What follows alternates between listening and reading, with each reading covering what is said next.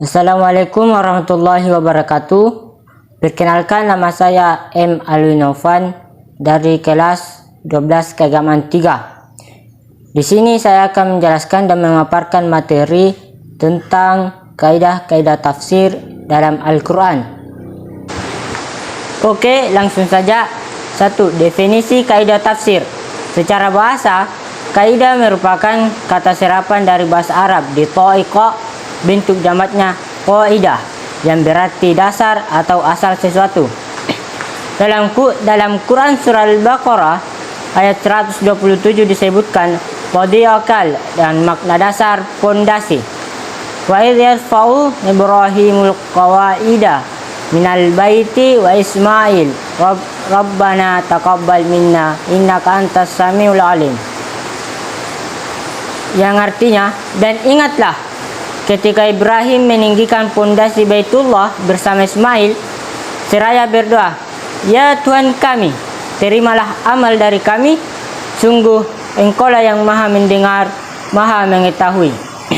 Adapun definisi kaidah tafsir secara terminologi ialah seperangkat aturan yang dapat digunakan dalam istinbat, menggali makna-makna Al-Quran serta bagaimana cara menggunakan kaidah tersebut.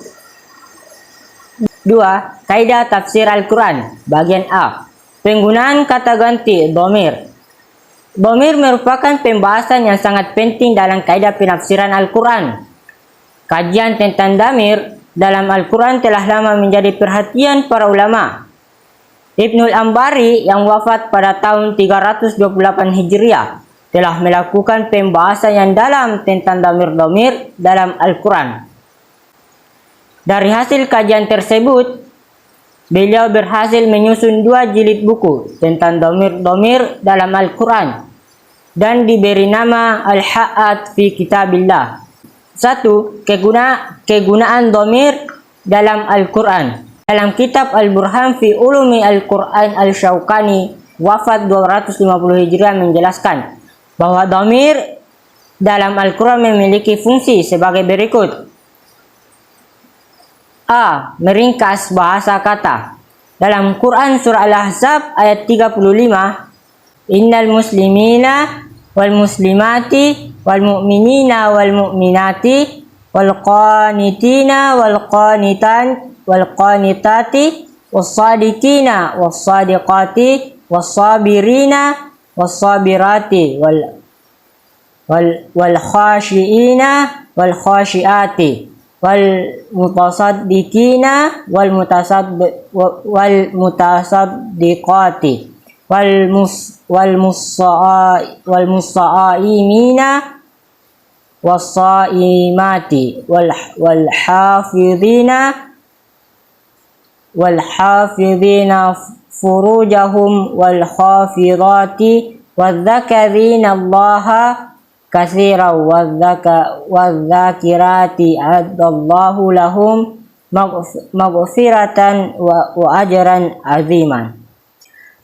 Yang artinya, sungguh laki-laki dan perempuan muslim, laki-laki dan perempuan mukmin, laki-laki dan perempuan yang tetap dalam ketaatannya, laki-laki dan perempuan yang benar, laki-laki dan perempuan yang sabar, laki-laki dan perempuan yang khusyuk, laki-laki dan perempuan yang bersedekah, laki-laki dan perempuan yang berpuasa, laki-laki dan perempuan yang memelihara kehormatannya, laki-laki dan perempuan yang banyak menyebut nama Allah. Allah telah menyediakan untuk mereka ampunan dan pahala yang besar. Kata ganti dhamir hum dalam adallahu menjadi ganti dari 20 isim yang disebutkan sebelumnya. Dengan adanya dhamir maka tidak perlu adanya pengulangan kata dalam kurung pemborosan kata. Bagian B, memuliakan madlul dhamir. Madlul atau marji dhamir adalah sesuatu yang menjadi tempat kembali dhamir. Menurut Imam Al-Zarkashi, madlul dhamir yang telah diketahui oleh banyak orang tidak perlu disebut namanya, melainkan cukup dengan menyebutkan sifatnya, seperti dhamir syan pada Quran surah Al-Qadar ayat 1. Inna anzalnahu fi lailatul qadar. Sesungguhnya kami telah menurunkan Al-Quran pada malam Lailatul Qadar. Bagian C, mencela madlul dhamir. Seperti yang terdapat dalam Quran surah Al-Baqarah ayat 168, Ya ayyuhan nasu kulu mimma fil ardi halalan tayyiban wa la tattabi'u khutuwati syaitan innahu lakum aduwwum mubin. Wahai manusia, makanlah dari makanan yang halal dan baik yang terdapat di bumi, dan janganlah kamu mengikuti langkah-langkah setan. Sungguh setan itu musuh yang nyata bagimu. Madlul dhamir pada lafal innahu kembali kepada setan yang berfungsi untuk mencela. Bagian 2, madlul atau marji dhamir. Al-Zarkashi mengatakan bahwa ketentuan dasar madlul adalah disebutkan sebelum dhamir ghaibah. Dhamir ghaibah ialah kembali kepada madlul yang disebutkan secara jelas, eksplisit. Sebagaimana dalam Quran surah Al-Ahzab ayat 35 yang telah disebutkan tadi. Contoh lain adalah Quran surah Hud ayat 42.